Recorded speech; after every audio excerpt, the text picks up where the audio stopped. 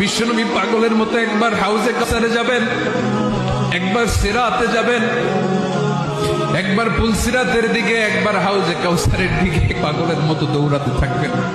তার কোন গুনাহগার উম্মত যাতে জাহান্নামে ঢুকে না যায়, সেদিন কেউ সুপারিশ করতে পারবে না বিশ্বনবী ছাড়া।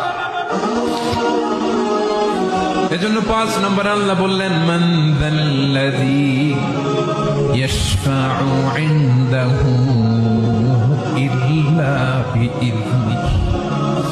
কার সাহস আছে, কার এত বড় বুকের পাটা কিয়ামতের কঠিন দিন আল্লাহর সামনে দাঁড়িয়ে সুপারিশ করবে? কারো ক্ষমতা, কারো ক্ষমতা নাই।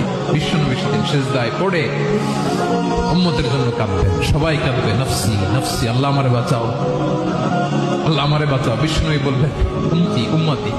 বিশ্বনবী আমার জন্য কাঁদবেন, আপনার জন্য কাঁদবেন।